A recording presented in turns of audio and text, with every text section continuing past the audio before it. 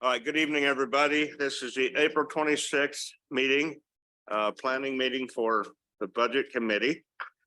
And we're now declare the meeting open. So Corey, that's all yours. Sue, Roll can you, call? yes, can you do the Okay. roll call? So for new members, these microphones have a button on the right that has a little face with the amplification thing. When you push that, as Mr. Worthy is demonstrating, it will light up red. Please lean in toward the mic. Don't be afraid of it. It won't bite you. These meetings are recorded and we are live, so people might be watching and they need to be able to hear you. So I'm going to start with the Budget Committee. Raquel? Here. Greg? Judy? Here.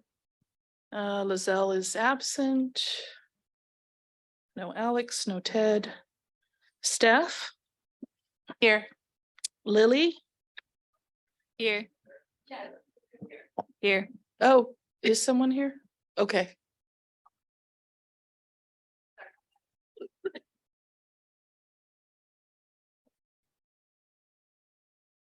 Okay, we'll come back around to Alex.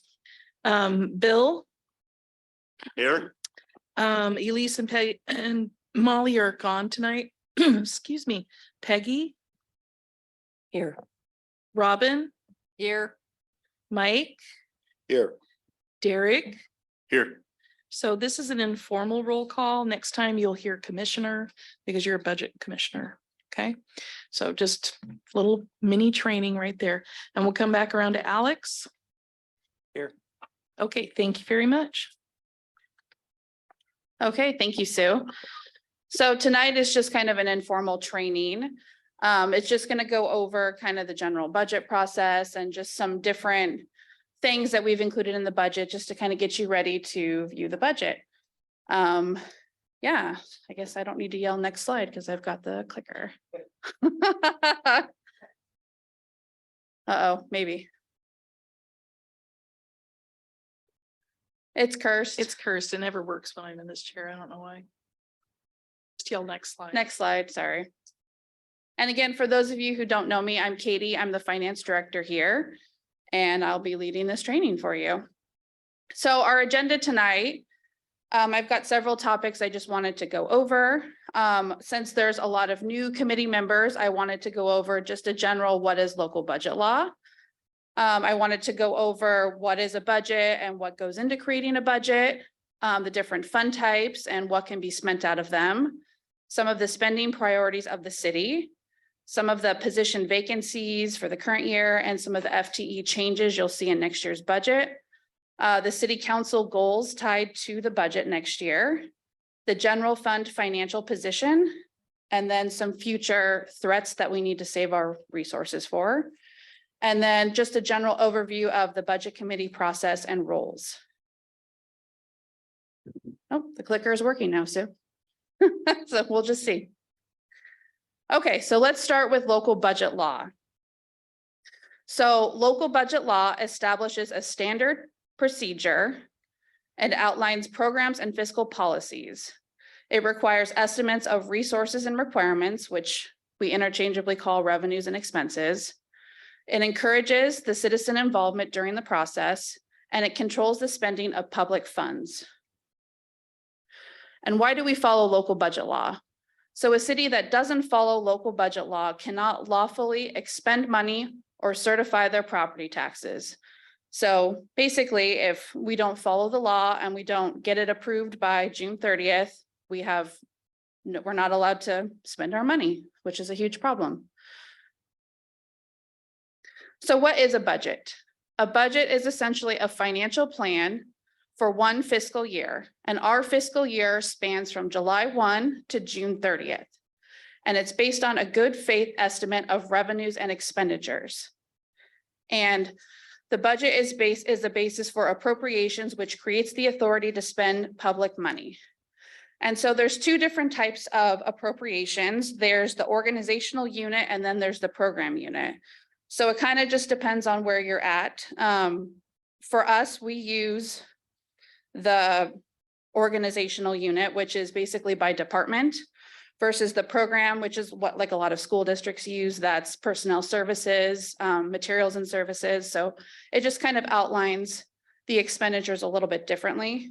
But for us, we like to list it out by department, like library, police, so you can see exactly what we spend on each department. Who creates the budget? So the budget officer is responsible for compiling information from stakeholders and other sources and developing the proposed budget. However, the proposed budget should also align with council goals, core values and strategies of leadership, and then Oregon budget law, and also include known obligations. So what goes into creating a proposed budget? So first, you're going to have your fund balance. So your fund balance is basically an estimate of where you're going to end at the end of this fiscal year. So you're going to want to try and project the rest of your expenses for the year, what revenues are going to come in, and that's going to be where you end up. And that's going to be your starting for next year's budget. And that's going to be in the revenue side. And then you're also going to want to determine your revenue projections for next year, which are based on estimates provided by the state, any grant contracts you have, state shared revenue, property tax estimates. We'll get into a little bit of that a little later. And here you can kind of see on the chart, the beginning fund balance. So the 1 year ends with the number that begins the next fiscal year, just how beginning fund balance works. You end it and then you begin the next year with those reserves. So some of the revenue sources that the city has. So like I said, we have beginning fund balance. We also have state shared revenue. So that's going to be our state apportionment for the liquor tax, the cigarette tax, the marijuana tax that the city collects from the state, which the state taxes you when you make those purchases. We also have property taxes. We also have several revenue contracts. So we have franchise fees with several vendors. We also have contracts with the city of Dundee. We have one for our police. We have one for our planning department. We also receive several grants. We also have different fines and fees. We have traffic fees, library fines, planning and permit fees. We also have our utility rates. Those are what you pay on your municipal services bill, the water, sewer, stormwater, the tough charge, the public safety fee, and the communication officer fee. Then we also have system development charges. We also have interest on investments because we have some of our money tied up in CDs. We also have the local government investment pool, which is an investment for our other funds. And then we also have miscellaneous revenue. So we also have various forensic services that we bill out and receive revenue for. We also have the library contract, CCRLS. And then we just have various sales of assets. Like if we sell a vehicle, we'll receive money from that. So what else goes into a proposed budget? So once you know kind of how much revenue that you have coming in, you need to add in your known expenditures. And then those known expenditures are usually going to come from contracts or negotiations or other known obligations you have, like debt requirements, any transfers that you have to make. So some known expenditures. So the biggest expense that you're going to see for any government is going to be salary and benefits. That takes up a whopping chunk of everybody's expenditures. So you'll want to make sure you get in salary, step, COLAs, pension costs, health insurance costs, because those are going to be your biggest expenses that you have to make sure you get in. Materials and services and other professional services are going to be like contracts that you have that you already know that have carried over from 1 year to the next that you're going to want to cover. Capital outlay will be any purchases that you are doing that are, construction related or just fixing something in general. Debt requirements are going to be related to debt, obviously, any loans you have, any debt repayments you have. Transfers. Sometimes funds will transfer money from one fund to another. We have some where they pay for debt. So we transfer money from one fund to another to pay for debt services.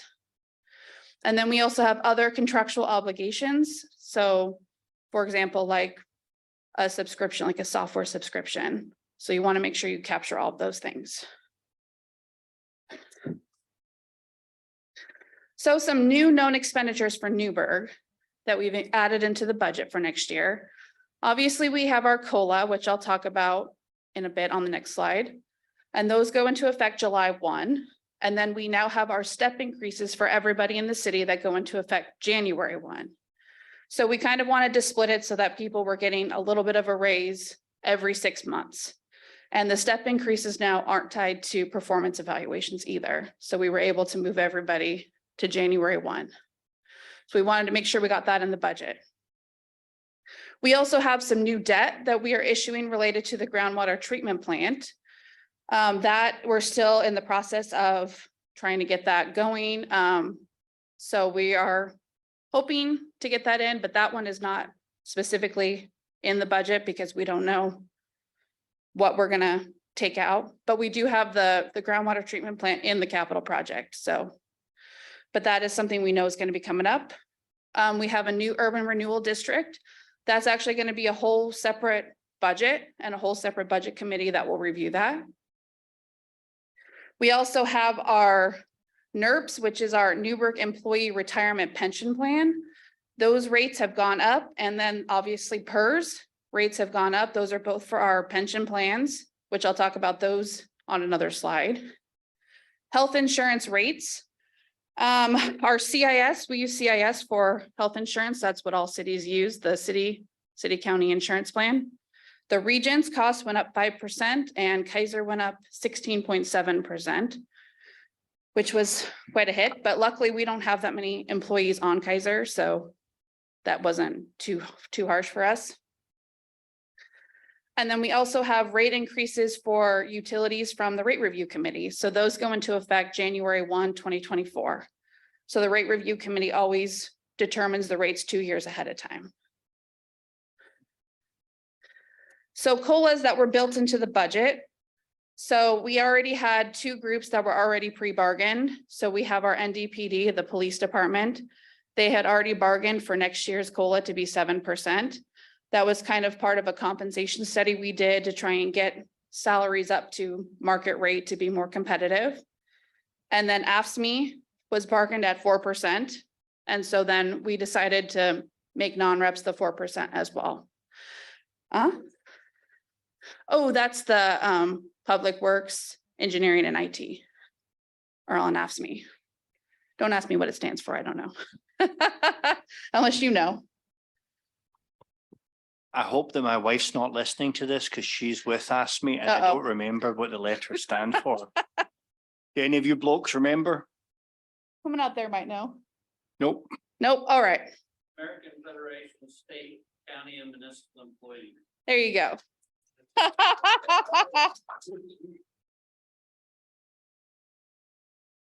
And so you can see the CPIU West is still sitting at 5.1%.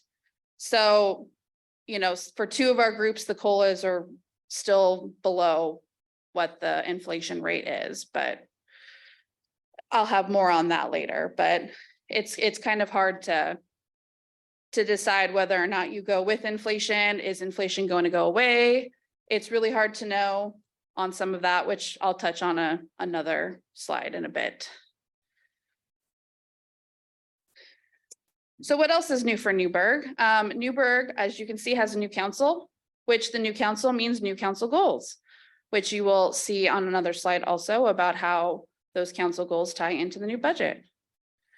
We also received opioid money that was from a lawsuit that had settled statewide, and we received our distribution of it, and our distribution of it was given to the school district for this fiscal year to use for their DARE program.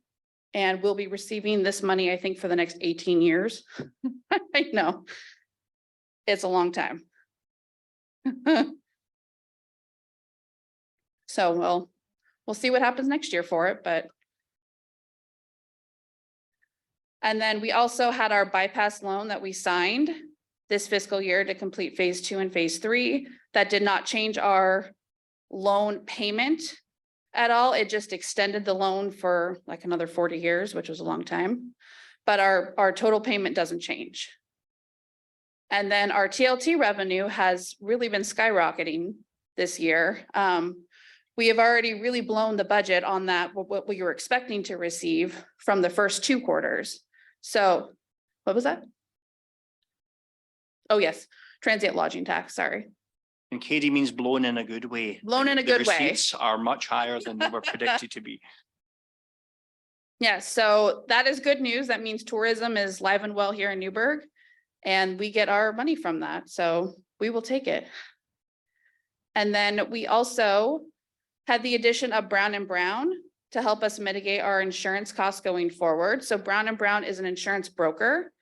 And they are highly recommended to us from our insurance CIS because they can help negotiate with us on behalf of CIS to help us mitigate some of our legal costs and any insurance costs that we have. And so Will has done a lot of work on, going through our property valuations to see if we've got assets properly evaluated for our insurance and just trying to get all of those costs covered. And so hopefully we'll see a decline on our insurance, but not on this next budget. And then we also had the addition of an emergency management coordinator in this current fiscal year. And so she has been working hard on getting some emergency management plans in the works, which we have desperately needed. She's been working on getting some SOPs just for different scenarios that could happen, earthquakes, cyber attacks, you name it. So the ones that we had previously were extremely outdated, so it'll be good to have those plans settled. And then, of course, we still have many ARPA projects that are in the works. And Will's going to be giving a council presentation on that on May 1st to see where everybody is at with that.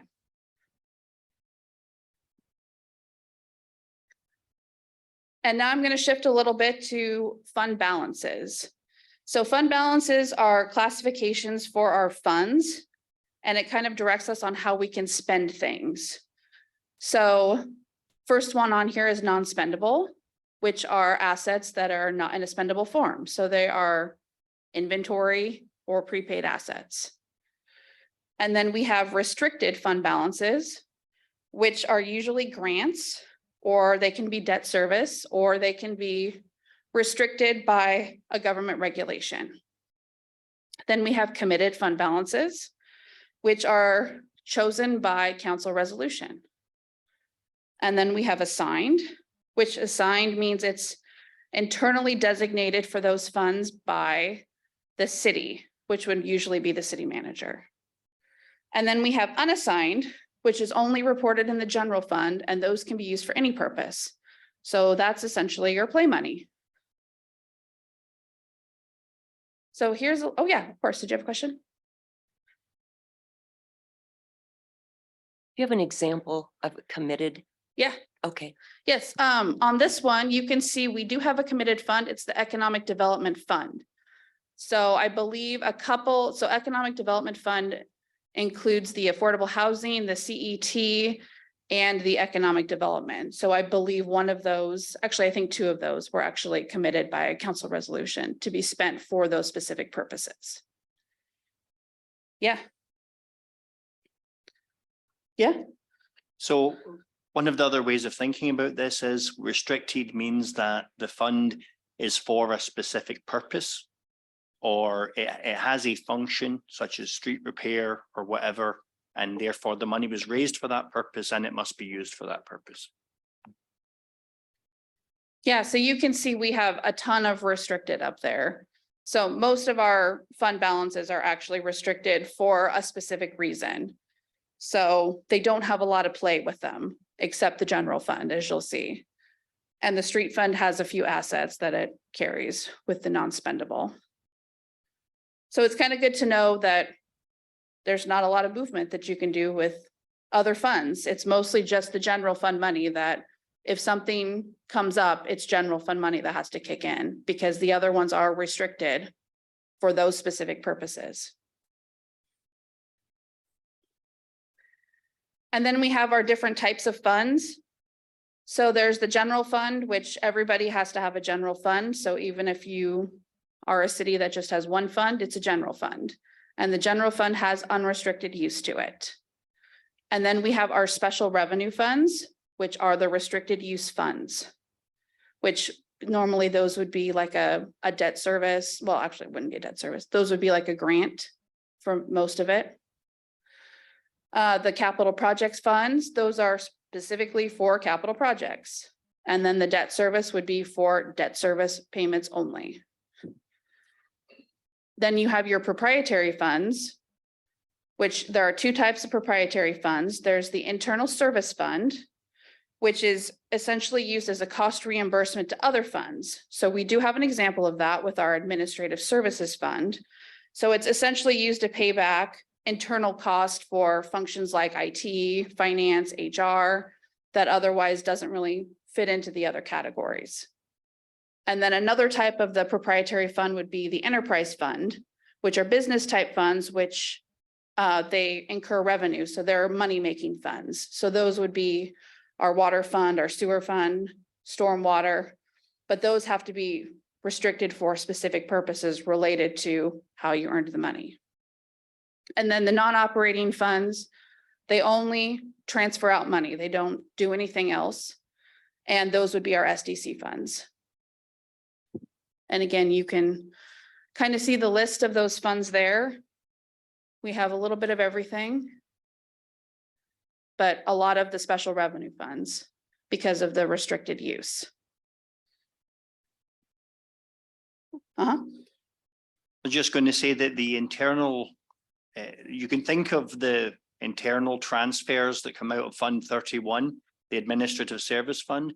You can kind of think of that as if it was a corporation, that would be the internal management services or the overhead of the rest of the operation. Right, exactly. And if you guys have questions along the way, please feel free to interrupt and ask questions. Okay, so I want to kind of talk about the spending priorities that we've put into the budget. So obviously the same as last year, preserving our existing resources and keeping a status quo budget was top on our list. Again, same as last year, if a department didn't ask for an increase on a specific line, we didn't do it. So it would be just the same as it was last year because we're trying to keep our budget numbers in line. We know that inflationary costs have gone up, and so you will see some line items did increase because of that. But for the most part, we're trying to keep the budget down as best as we can. And then obviously another big priority for us was to align our spending with council goals. Those have been outlined, which we'll go over in another slide. Fixing and maintaining our roads and sidewalks. That's been a big one. We've had a lot of citizen feedback with this, and we know that this needs to be a priority. So we've dedicated some additional FTE and additional money towards repairing sidewalks and roads specifically in the budget. We also have our capital outlay rollover money, which you'll continue to see grow over time, especially in this next budget. And those are just to plan for our future purchases because we don't want to end up where we were 2 years ago, where we had no reserves for anything that would unexpectedly go out, like the HVAC, and then it becomes a huge expense to us. So we're trying to put everything on a replacement schedule so that we have no surprises and we have the funds there when it needs to be replaced. And then lastly, our debt reduction. We're trying to take a look over at all of our debt that we have and see if it's something that we can be paying off earlier so that we just don't have as much debt because we overall have a lot of debt. So some of our position vacancies we have, these are positions in our current year budget that we are trying to fill, and they'll probably be rolling over to next year's budget as well.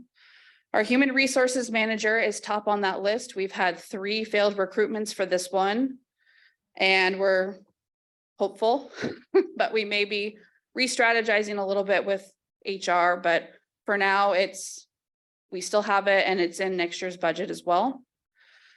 We have an associate planner and 2 assistant planners that we're still currently trying to hire. Planners are extremely hard to hire. I'm not sure there's a whole lot of them out there at this point, so we're trying, but those have been vacant. We have 3 police officer positions. We do have some candidates in background, so those could be filled, but we do have some. Again, those are extremely tough to hire as well. A lot of cities are just kind of fighting over the same few candidates. We have our library assistant 2. That is vacant. We also have a fleet mechanic, which is an internal posting. We also have 2 utility tech 1s. And then our city engineer is going to be retiring in August. So that posting is going to go up probably next month that we'll need to fill. So I want to talk about some of the FTE changes you're going to see in next year's budget. So in the current year budget, we made some FTE changes. So we had about 5 positions that we cut from the current budget, or we didn't refill because they had moved to a different position in the city. So we had our community engagement specialist who quit, and we did not refill that position. We had the economic health manager and paralegal that were positions that we decided to remove from the city because they could be better served elsewhere.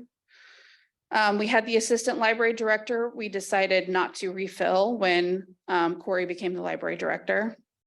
And then we had a public works project specialist. That was our emergency manager. So when she moved into the emergency manager position, we didn't refill her position in public works.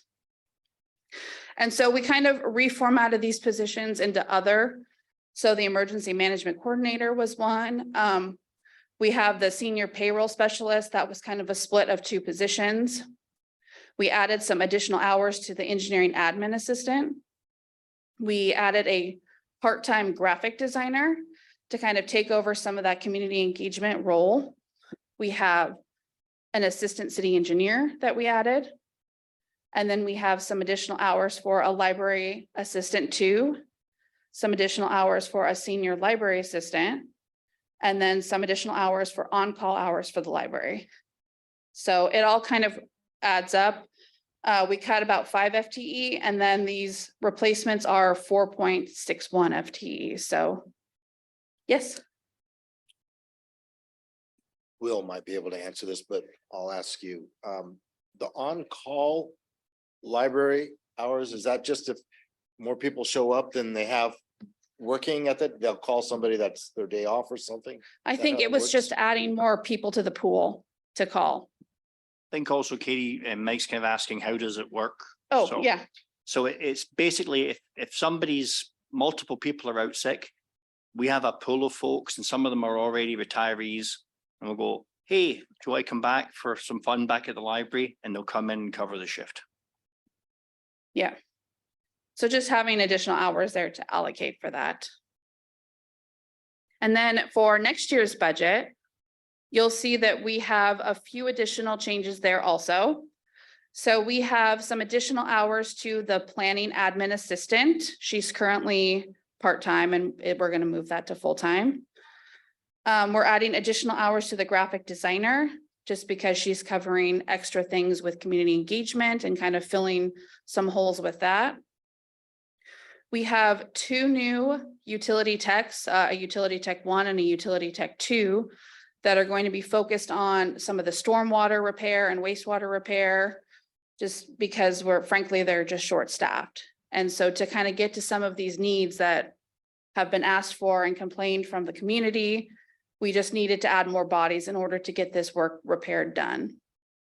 And then we have 3 new bodies for our sidewalk crew, which the sidewalk crew is going to be our in-house team that's going to do all the sidewalk work instead of contracting it out.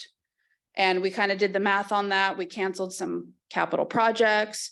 We made other budget cuts in order to fund these projects, these positions here. So we're going to try it out, and we think it's going to make things a lot quicker to get done around the city with filling sidewalk issues. And having it in-house is just going to be a lot easier to manage. Did you want to talk on that? And for clarity, folks, so we began with the cost cutting exercise. So lots of our budget line items that involve sidewalk repairs being done by contractors were slashed to come up with the money for these extra positions. And also, we know that the maintenance team, they know what their mission is, and they know that this is an experiment. And they know that we're going to try it, and we're thinking like a business here, so we're trying this out. And if it doesn't pan out, then it doesn't pan out. Yep, and you'll hear more about that when Public Works does their presentation. And then the last FTE add on there is the city manager admin assistant. It's just been a need because of how much citizen phone calls and emails that the city manager gets. It'll just help him manage his time a little bit better. Right, Will? Council has indicated that this is a useful step for the city manager to accept. There you go. Okay, so another important part about creating a budget is aligning your budget and your spending with the city council goals.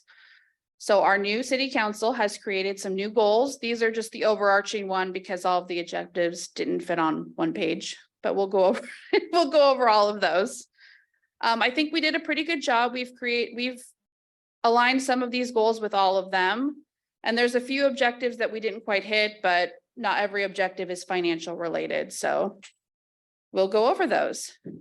So the first one, create and maintain a high level of customer service.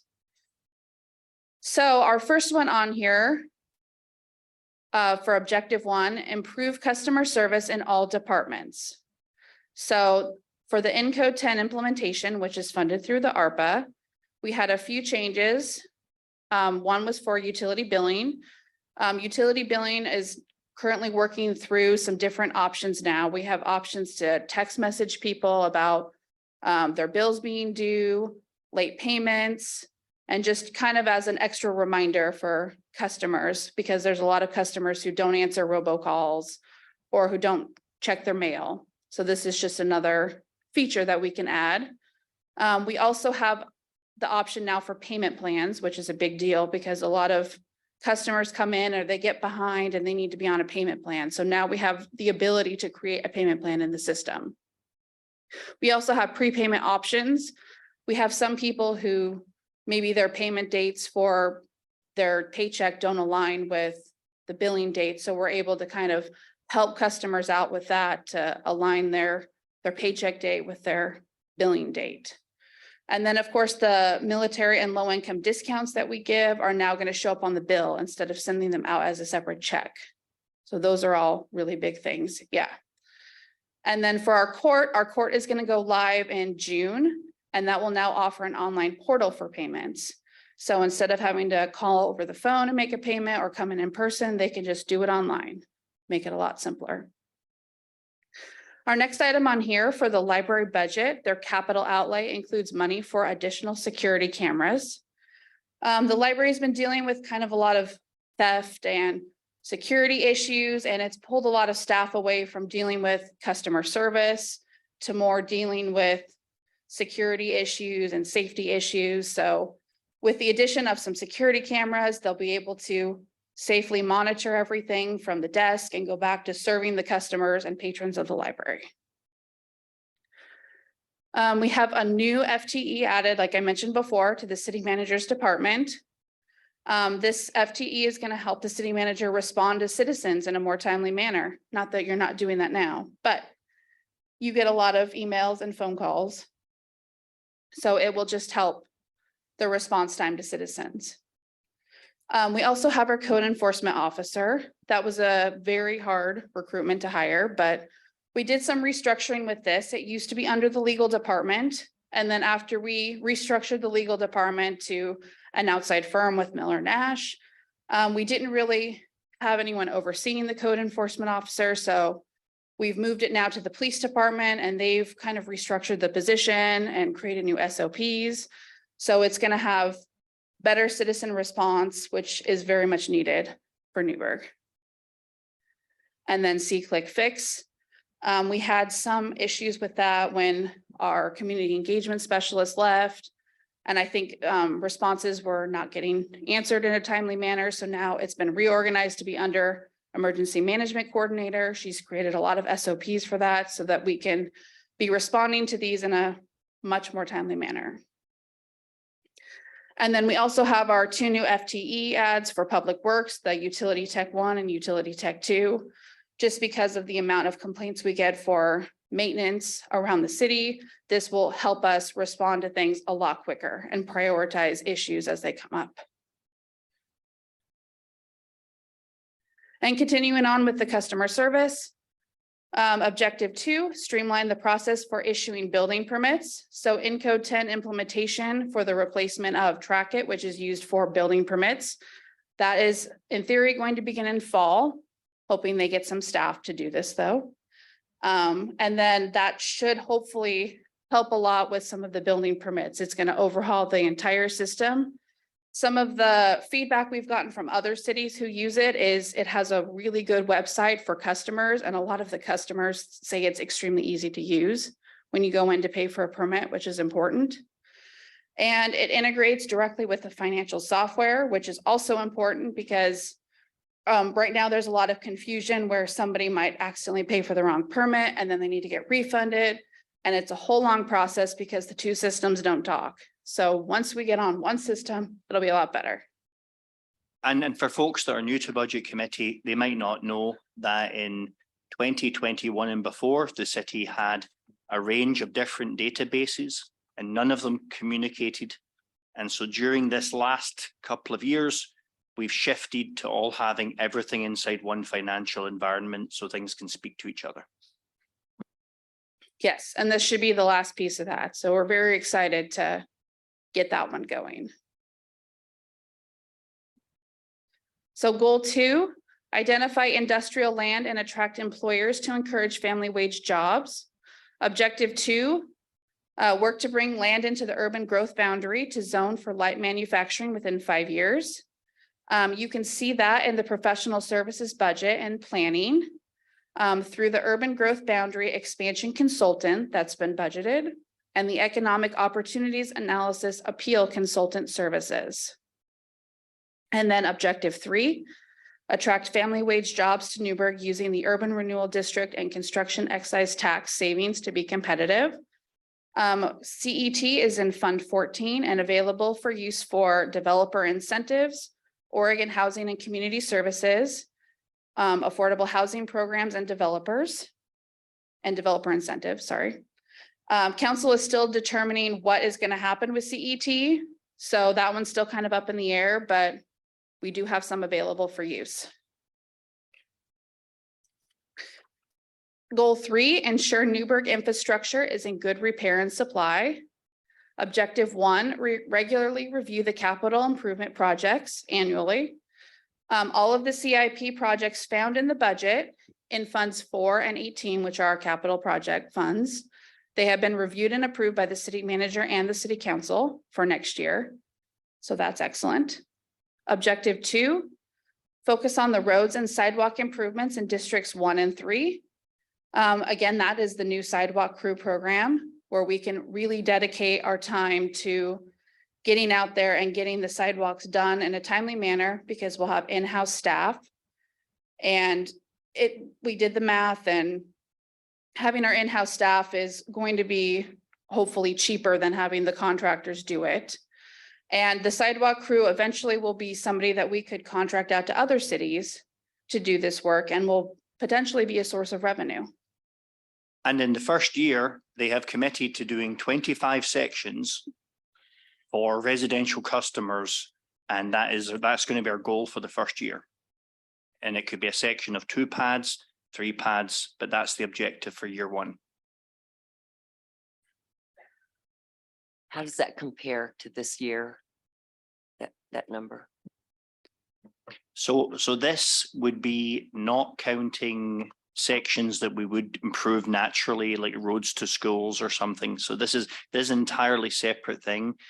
What this means is that a residential customer currently, after they're notified, perhaps through code enforcement, that their sidewalk is in poor condition, right now they would go to a private firm and they would pay a higher rate to have the work done. This is adding a capability to residents so that they can actually choose, if they want to go with our cheaper service. And then we would do it in-house, and that would help generate a small amount of revenue. Okay, goal 4, enhance community safety. Objective 3, continue with community policing partnerships. In the professional services budget for police, you'll see a new chaplain program, which they also have other existing community partnerships like Shop with a Cop that are still continuing, but this is just the new program that you'll see in next year's budget. And you'll hear about that when they present their departmental budget. Other goals that are in the works. Objective 1, work with Newburgh School District to provide an additional school resource officer. The city and school district are in talks and are working on an MOU to add that additional SRO. It couldn't be included in the budget because it hasn't been to city council yet and it hasn't been to their school board yet. But it is something that the city is actively working on. Objective 2, install red light and speed cameras and other speed reduction measures within 2 years. The city is currently working on adding red light cameras to 2 intersections, and just today we got the notice that we are approved for one of them. So that is really great. That is on 99 and Villa Road. And we have one other intersection we're still working on, which is at First and Main. That one is still under review by ODOT. But interesting enough, there is a House Bill 2095 that's currently in the House right now for photo radar. So if that passes, we do not need ODOT to tell us if we can have one or not. As long as we incur the cost of the camera setup, we are allowed to put photo radar wherever we want in the city. Yes. So if that House bill doesn't pass, do we have to then get ODOT's permission? Yes. That's what we've been going through for the last, what, 6 to 8 months, We started about 10 months ago. 10 months. It's a very lengthy process to get a camera, and you have to, when you go through ODOT, you have to show crash data. And only specific intersections can be approved because of that data that you submit, which, yes. It seems like ODOT would be, rallying against this because it's their, not really their streets, but they're responsible for the state highways, and I can't imagine they'd want to give up control of that. Yeah, and with the ODOT program, they pay for the installation of the cameras, but a portion of each ticket, they also get the revenue from. So that is part of the catch on that one. And is this in ODOT involvement, is it related to these light cameras being on 99? Yes. Or so if it was, say, for example, here outside of 99, we would not have to ask them. This is strictly because it is on 99. Is that correct or no? No, that's just the rules for So- how all cameras right now. Okay, any cameras? Got it. Yes, Thank you. unless this House bill passes. Which, interesting enough, it has made a decent amount of traction through the House, and it's gotten a lot of public comment from cities around saying there's a lot of barriers through ODOT to get these cameras on intersections that need it. And there's, a lot of intersections that have had deaths where they don't qualify for these red light cameras. So, well, it'll be interesting to see what happens on that one. Goal 5, create and maintain a high level of transparency with our residents in order to build trust. Objective 1, expand communication outreach in regard to regular city events and additional involvement with city businesses. In the community engagement professional services budget, we included costs for upgrading or creating a new city website. Our current city website, we know, is kind of lackluster and doesn't serve the citizens that well anymore. So rebuilding and upgrading our website has been needed for several years now. So we're finally going to bite the bullet next year and do it.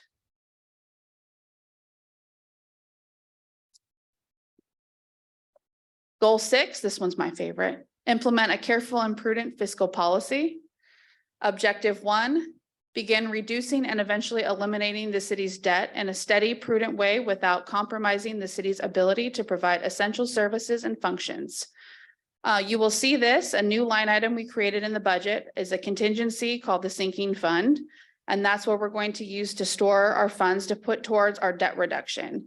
So as several things come in where maybe we have a savings or we've made some revenue that was unexpected, we want to be able to bank that to put towards our debt reduction in the future so that we can have something that's growing and then we can look to start seeing what we need to pay off. Did you want to talk on that at all, Will, or is that good? Yes, no, I'd always like to talk about that. So basically, the idea is we would like to set ourselves the initial objective of paying off the communication tower debt at least 1 year early, maybe 2 years early. That would be the first step. Then in the following 8 years after that, we will work on getting rid of the debt for the wastewater plant early. If we can achieve these goals in about 10 to 12 years from now, the city will have less than half of the debt that it has today, and that's including having the new debt for the water plant. So the thing we're asking people to think about here is think long-term, think what's best for the long-term future of the city, and slashing our debt is a clear thing that everybody can get behind, no matter what their personal politics are. It is crystal clear that that's the thing that everybody can get behind. Excellent. Objective 4, ensure that the city has a long-term financial plan that supports its goals and objectives. You will see that in the capital outlay budget for finance. We've added some funds in there for a budget and forecasting software that will help us with long-term planning. This is kind of the last phase from the needs analysis that was done for the finance department in 2021. That was before my time, but the new financial software was the big one. And then getting something to help us with financial forecasting and budgeting is crucial. The city really needs to be on some sort of a 5-year financial forecast, especially with some of the issues that we have coming up, which I'll address a little bit later, but it would be nice to be able to be more proactive on some of these issues that are in the near future. And some other goals that are in the works. Objective 3, the city will prudently lower its system development charge fees. The city has currently formed a subcommittee for reviewing those SDC fees. That there hasn't been a resolution just yet, so there's no budgetary effect, but that is something that the city and the subcommittee are working very hard to address. And then lastly, goal 7, increase land availability for housing. Objective 2, work to bring land into the urban growth boundary to zone for residential purpose within 5 years. The professional services budget and planning has funds set aside for the urban growth boundary expansion consultant, and then a housing needs analysis appeal consultant services. And before I move on, does anybody have any questions on those council goals in the budget? Oh, all right. So let's talk about the general fund balance and the financial position of the general fund. So as we kind of talked about before, the general fund is the unrestricted money, it's the play money. So the general fund is what really matters when you're looking at the funds and the financial solvency of the city. So you can see this is the 10 years of the ending fund balance for the general fund. It's steadily gone up, which is really good. It took a little bit of a dive in 2020, but that was expected. And then it slowly started to go back up. We're projecting next year, it'll just slightly go down a little bit, but that's mostly due to the comp studies that we implemented this fiscal year. And then inflation, of course, has chipped away just slightly. Yes. And the thing folks have to understand is the COLAs that we decided on to issue, they're not luxurious. Like even with the COLAs that we have, we're still really struggling to beat the competition on hiring. It's such a fight to get police officers, for example. The other agencies are fighting with us. We've had candidates that are coming through the process and at the last minute, they're snapped up by another city. So we knew that the ending fund balance would dip slightly because of those COLAs, but this is what we have to do to be competitive right now. It's just a really tough market out there. the other piece of that as well is retention. If we hire somebody and then 6 months later, they get a better offer and they're gone, we spend a lot of money or not much. Exactly. So question on the sinking fund, with the focus on developing the sinking fund, would you anticipate that impacting ending fund balances? I don't. The sinking fund is mostly just going to be if we had unexpected revenue or unexpected savings on something. Isn't that where doesn't those unexpected revenues and unexpected expense savings now land in the ending fund balance? It does to some extent, but we would probably remove the sinking fund from looking at this financial forecast.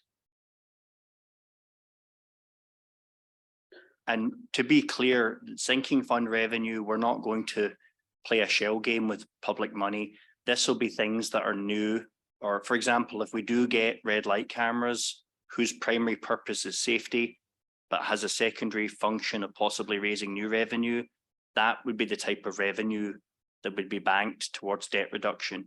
We wouldn't be messing with any of the normal funds.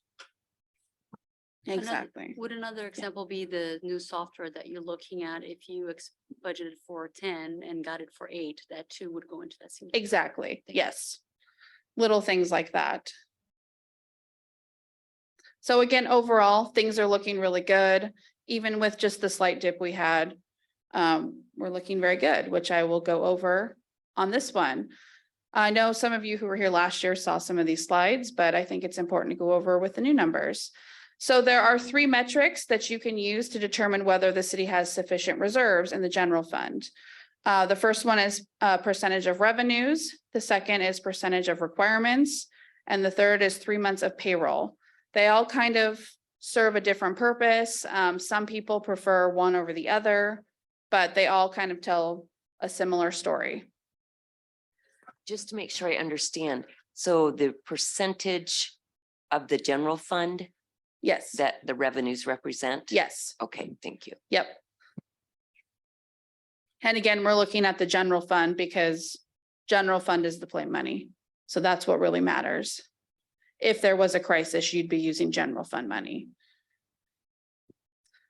So for the first metric, the percentage of revenues, there are lots of other cities. I serve on the Sherwood Budget Committee and we use on that one, the percentage of revenues.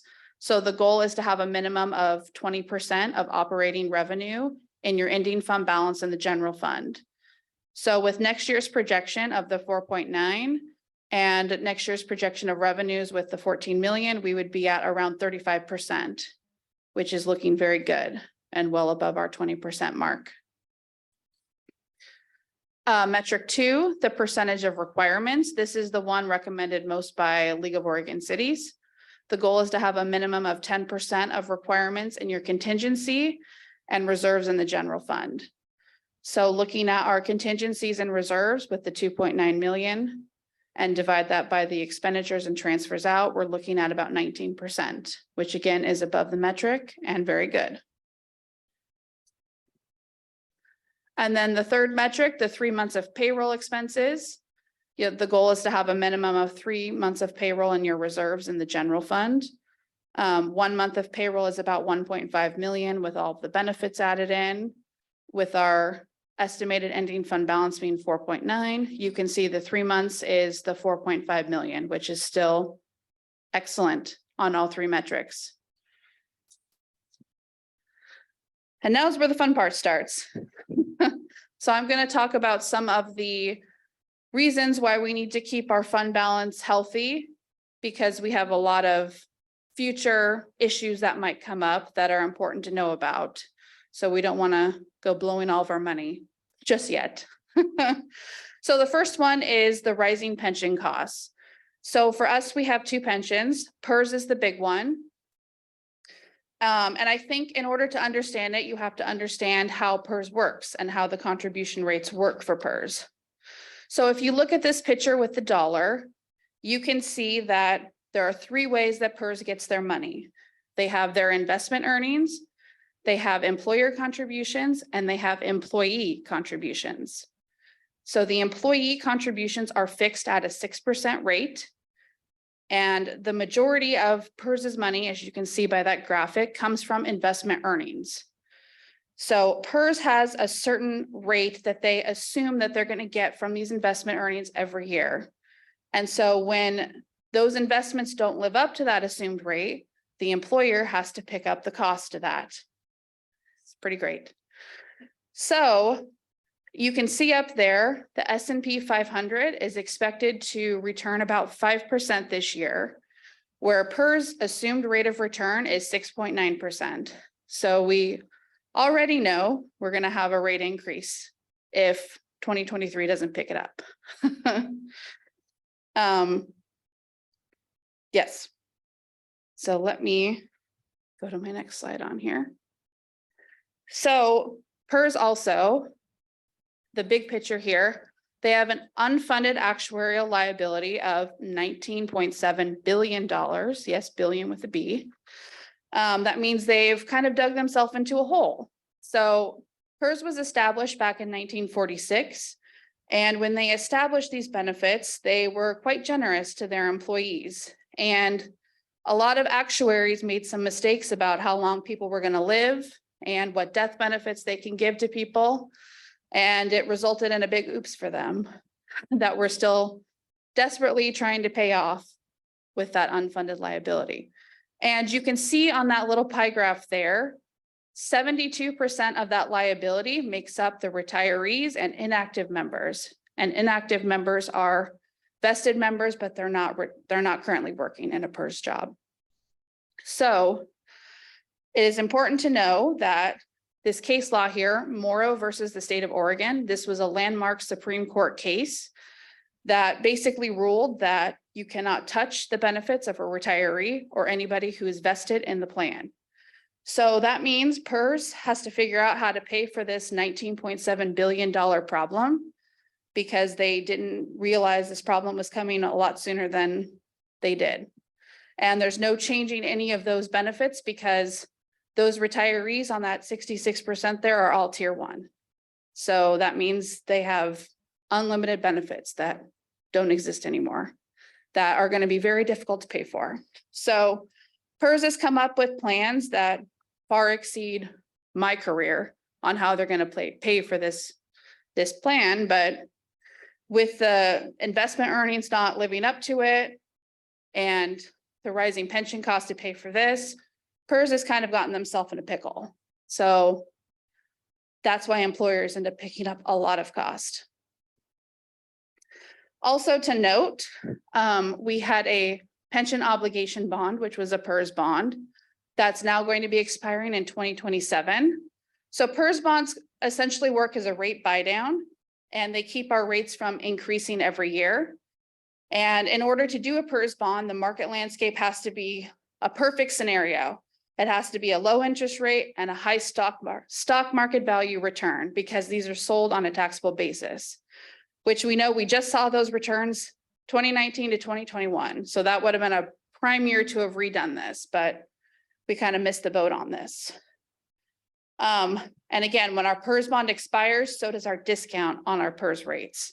So right now our PERS bond is buying us down about 5.5%. So when that goes away, we can expect an increase plus whatever PERS is putting out, which is not good. However, we are not alone. PERS has recently announced 181 entities are in the same boat as us, where they have a PERS bond expiring in 2027. So the state is trying to work some way to avoid these rate increases from skyrocketing in 2027. Yes. And for those of you who were here last year, you may recognize we also talked about this last year. Yes. So this is one of the biggest things that keeps us awake at night. Yes. And another thing I forgot to mention on the retirees as to why it's so huge too. OHSU is a part of PERS, which includes all the doctors and surgeons who are in tier 1. And so PERS always releases their top retirees and the amounts that they get. And there are some that are receiving $30,000 a month with the tier 1, which is part of why they wanted to do that look back and change the retiree amounts. But that landmark Supreme Court case said, no can do.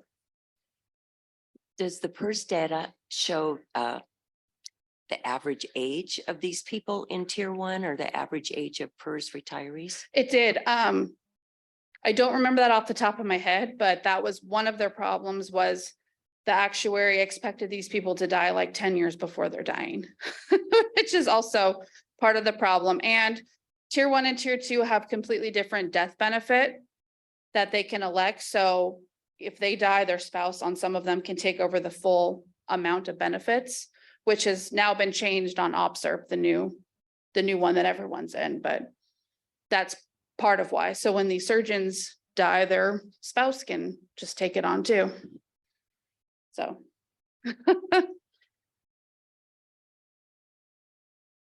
So continuing with pension, again, I mentioned we have our Newburgh Employee Retirement Plan System. And we fondly call that here NERPS. And NERPS was established in 1964. And at the time when the city was doing that, their option was PERS, or their option was to create their own pension plan. So the city decided, hey, we're gonna create a cheaper plan and it's gonna save us a whole lot of money and we're not gonna go into PERS. Well, then a lot of legislation changed and then NERPS had to be as good or better than PERS. And then it started to kind of change who was going into PERS because for recruitment purposes, we were getting people from other cities who wanted to keep their PERS and they didn't want to join our own pension plan. So then we started to have a mix of people in both PERS and NERPS. And then eventually in 2016, they decided to close the plan because it was getting extremely costly, which as you can see here, compared to our PERS rates for next year, there's the 22%. And then the NERPS rates are 61%. Which means if you have somebody who has $100,000 salary, if they're in PERS, we pay an additional $22,000 for their benefit versus NERPS, we pay $61,000 for them to be in that pension plan. And the bad part is that's not going to go away. So as people retire from the plan, we are filling those positions with PERS people. So we'll be paying PERS rates on that. And then we have to continue to fund the NERPS plan. So eventually we will have nobody in the NERPS plan and it will just be a lump sum that we have to keep paying. And according to our actuary, we're going to be paying for that for the next 50 years minimum. So it is quite a shock when you think about it. And you can look on this chart here, you can see for ours, 75% of our liability is made up of retirees and inactive members because we don't have that many active members in NERPS anymore. So yes, and eventually we won't be looking at it as a percentage of payroll. It will just be that lump sum that we have to continue to budget for to pay for the retiree benefits. Because again, we can't change what was promised to a retiree. Yes. I don't know if this is too specific, but how many people are on the NERPS, retired on the NERPS plan in the city of Newburgh? Ooh, I believe it was like 180. Oh. Yeah. Okay. We only have 40 active members right now. And that, okay, Yeah. thank you. Diane. Yep. And we have several who are vested in the plan, but not working because they've left the city and they've gone into a PERS job or whatever. So. Uh-oh, I think my clicker died, Sue. Next slide. There we go. So moving on from, wait, I think we skipped one. There we go. Maybe my clicker is working now. All right.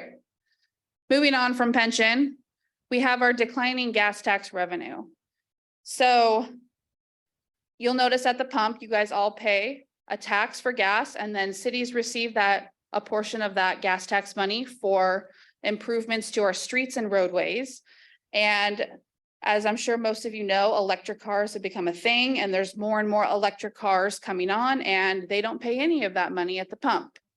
So that is started to hurt cities because we've seen a decline in the revenue we're getting for our road improvements. So we've just a lot of cities have just been wondering what's going to happen.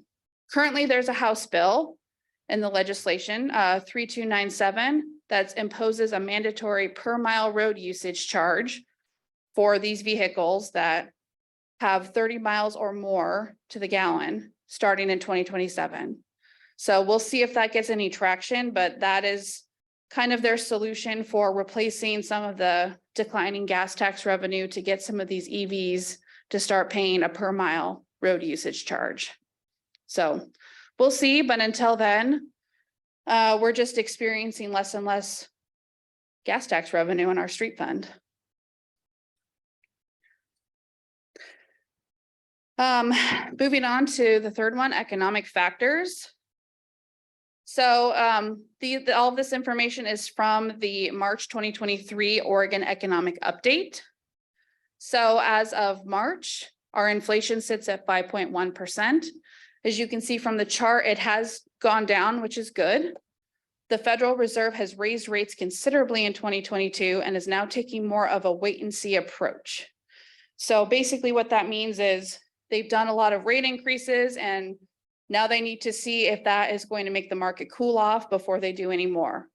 Because as we saw before, when they increased the rate too much, that caused Silicon Valley Bank to go under. And so I think they're in kind of a spot where they need to see if another rate increase needs to happen or if inflation is going to come down.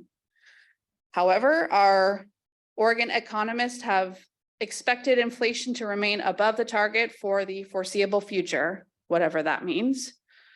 And they also have stated the risk of recession in the future remains very real, which is much more likely now than a soft landing, which was once predicted. So you will see in some of our budget next year, we just have had some inflationary costs that have passed down to us. Here's a chart of some of the items we have in our budget typically, and just the amount of increase that we're experiencing. So a lot of companies now are really passing down these costs to us.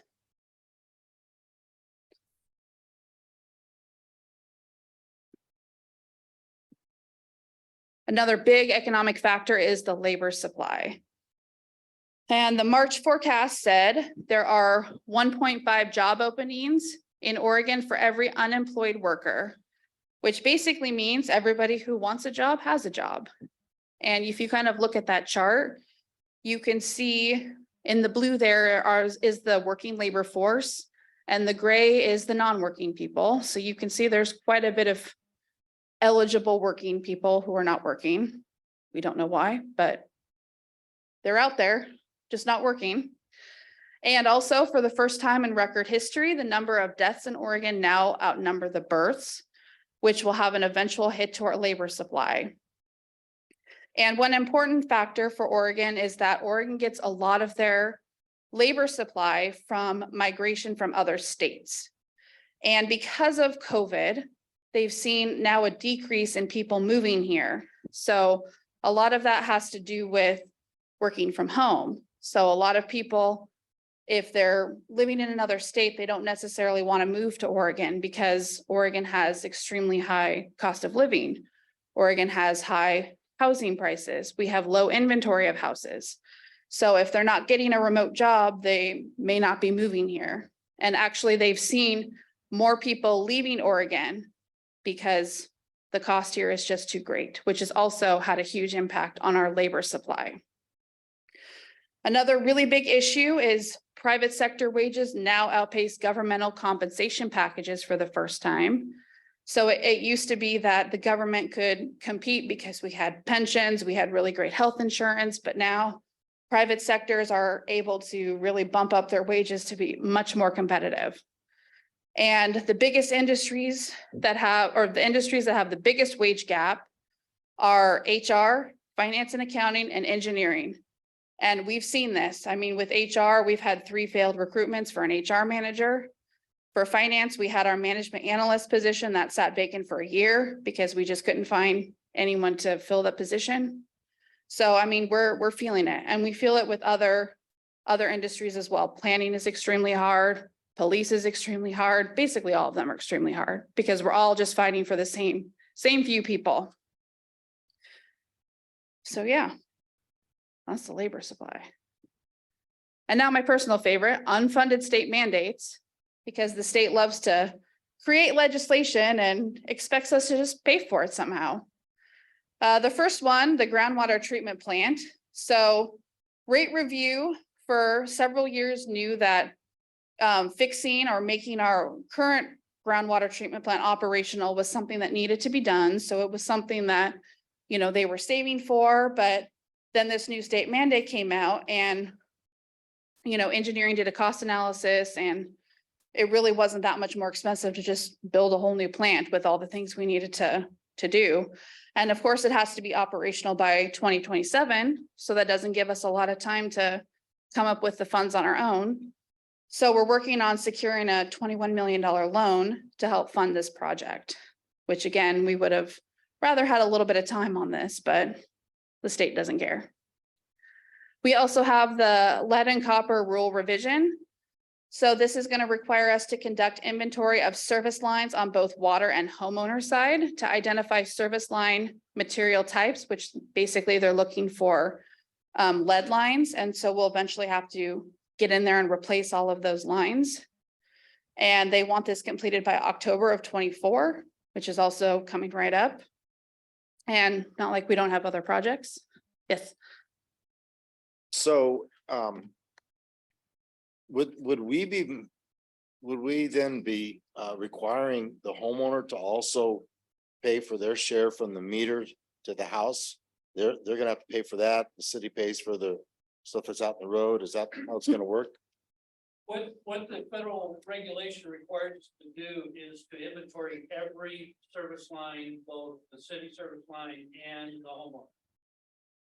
We do not currently know lead lines, but we still have to do the survey on an annual basis. Provide that survey information on an annual basis to the state. And if a homeowner we were to discover that a homeowner did, we would notify them that they have one that should be replaced. We cannot require them to replace. But we would be required, if we were replacing our line, to offer to replace their line at cost. Yep, so that's just another one that'll be lots of time, and time is money. We also have the House Bill 2001, which was passed in 2019. That's on housing choices. This requires us to upsize pipe velocities for the broad range of middle housing designations. So we have several of these in our capital projects plan that we don't really have a choice. We have to do these because of the middle housing requirements that have come into play from the state. So we just have to make sure that we get those done on the capital improvement plan. And then the last one, House Bill 3553, which is currently in the legislation now, requires a mandatory payout of accrued sick leave. Ran the numbers on this one, I know. It would cause the city to have a liability of $1.8 million. So that would require us to rethink some of our policies on sick leave. Because we can't pay out that much money. The liability in 23-24 Yes. fiscal year? Yeah, Yeah, I thought that had already passed and it was already kind of, the sick leave is something that was for sure going to happen in Oregon. Did I understand it correctly? when I checked earlier this week, it was still sitting in the House and it hasn't had its first public hearing yet. So we're hopeful it will not pass, but from the conversations I've had with a school district legislator, they said that Nike and Intel are on PTO, so this doesn't affect them, which would be our big guns to help knock something like this out. So we will just have to see. It will require us to change some of our policies if that does pass.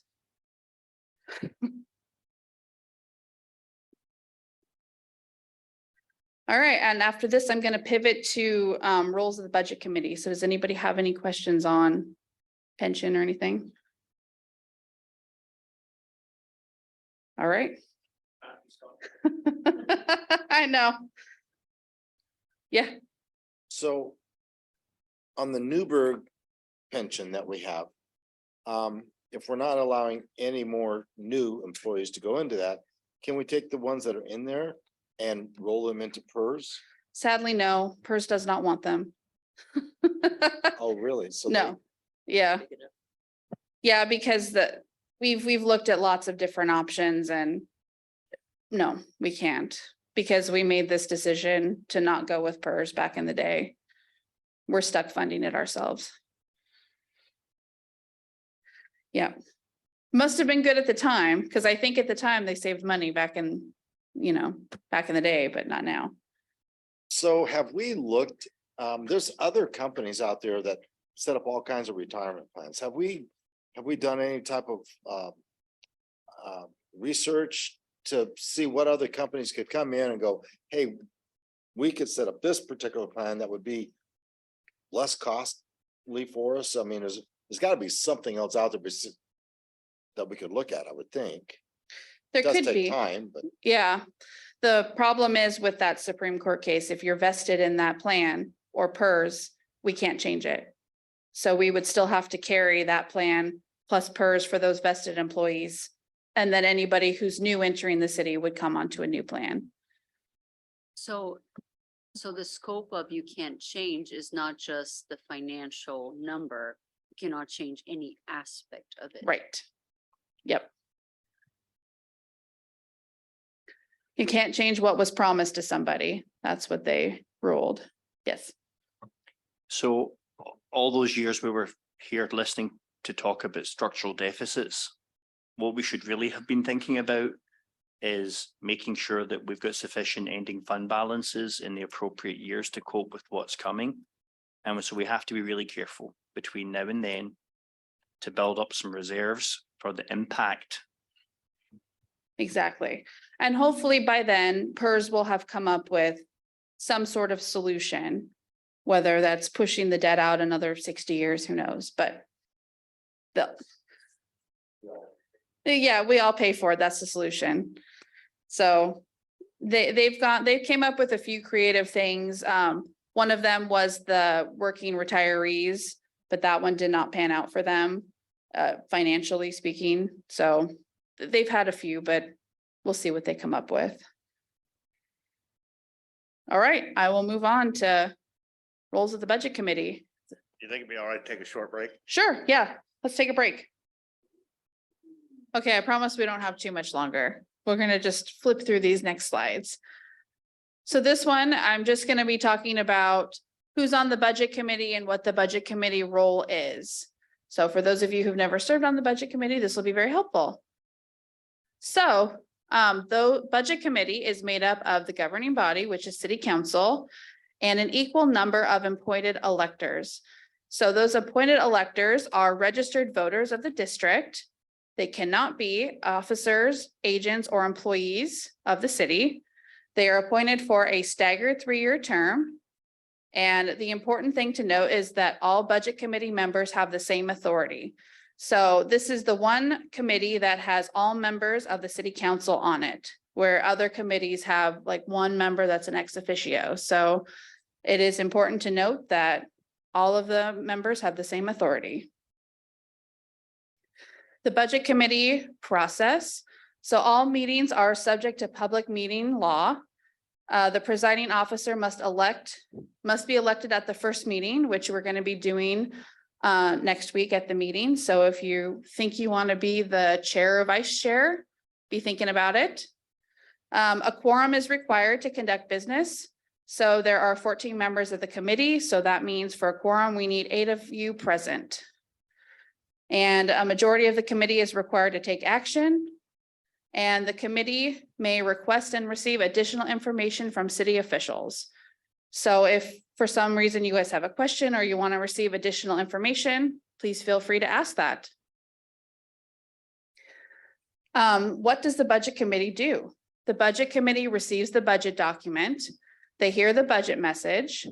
They hear and consider any public comment. They discuss the budget as presented. They approve the budget and they approve the property taxes. Things the budget committee does not do. They do not set staffing levels, salaries, benefits, or contract service terms. They do not decide whether or not a service or program should be funded, and the budget committee cannot make any policy. Before the first budget meeting, The ORS strictly states that the budget committee may not deliberate on the budget document as a body before the first meeting. So the committee is going to be receiving the budget document on Friday. And so we recommend that you do not talk about it. Don't talk about specific estimates or appropriations. Don't talk about any specific fund item. Don't talk about any specific programs. And of course, don't discuss any tax levies. The budget becomes a public document when it's released to the committee, so it must also be available to the public at the same time because the public has a right to inspect the proposed budget as well. And the city must provide a means to the public for a copy to see the budget. So we are posting the budget on the city's website. And we also have a hard copy at City Hall, and there will also be one at the library for citizens to view. The budget message is prepared under the direction of the executive officer. So for us, that would be the city manager. It explains the budget document. It describes the financial policies. It explains any changes since last year, and it must be in writing. Public comment must be made available for the budget committee. So any person may ask a question and make comment on the budget. And we are able to establish time limits on these public comment periods.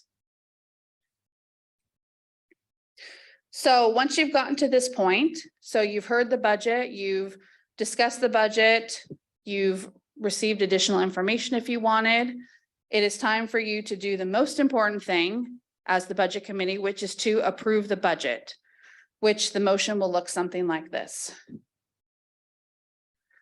And of course, we can't forget the taxes, because if we don't approve the taxes, we cannot legally spend any of it. And once the budget has been approved and the taxes have been approved, the budget committee work is now completed. However, the budget process is not completed. So at this point, the city will hold a budget hearing, and they must do a public notice on this hearing. And this will be to see the approved budget from the budget committee. And it's important to note that if the governing body decides to change the budget that's been approved, so between the approved and adopted period, you can change it without doing another budget committee meeting or another public notice if there's been no changes to taxes and the increase to expenditures is less than 10% or less than 5%, whichever is greater for that fund. So if something small had been missed between that period, you don't have to hold an additional budget committee meeting. So at this point, it'll go to city council, and it needs to go to city council on or before June 30th. And it must be a governing body resolution to adopt the budget, make appropriations, impose each tax levy, and categorize each tax by its Measure 5 category. And at this point, the process is now complete for the budget. Is that one resolution or four? It'll actually be 3. 3. Yep. So at this point, we have future budget meetings. So we have one for May 3rd, where we're going to discuss the general fund and Fund 31, our administrative services fund. May 10th, for that meeting, we're going to discuss the public safety funds. So funds 3, 13, and 16. Also the community development funds, Fund 8 and 14. And then the public works funds, 2, 6, 7, and 17. Then on May 17th, we're going to discuss the capital project funds 4 and 18, the SDC funds 42, 43, 46, 47, all of the miscellaneous funds. So our debt service, TLT, some of the various capital project ones, the library grant and donation one, and then also ARPA. And then there'll be a general discussion of the budget, and that is the meeting where the budget will hopefully get approved. And so for those meetings, knowing that schedule, if you have any burning questions that you want to ask about those specific funds that we're covering, we ask for, for the first meeting about the general fund and administrative services fund, that you submit your questions to me by May 2nd at noon. And then for the agenda for the next 2 would just be the day before the meeting at noon. so that we can have appropriate staff there to answer questions as needed. And we're gonna have the budgets delivered to everyone's house again on Friday. Our police department is nice enough to volunteer to do that, so we thank them. Yes. And you see frequently in other cities, the budget process can go sideways. And it goes sideways because the staff aren't ready to answer the questions on a particular section, and the conversation meanders around. It becomes a confused kind of a disaster. You see somehow works in some other cities. So Katie came up with this plan last year whereby line up your questions as detailed as you like, as many as you like for the next session. And then we can work through them in an efficient way, knowing that time is always short at this time of year.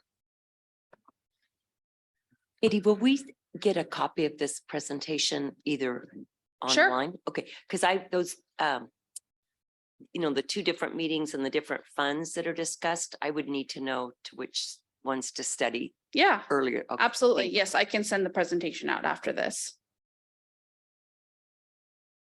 And that's all I have for tonight. It's very quick.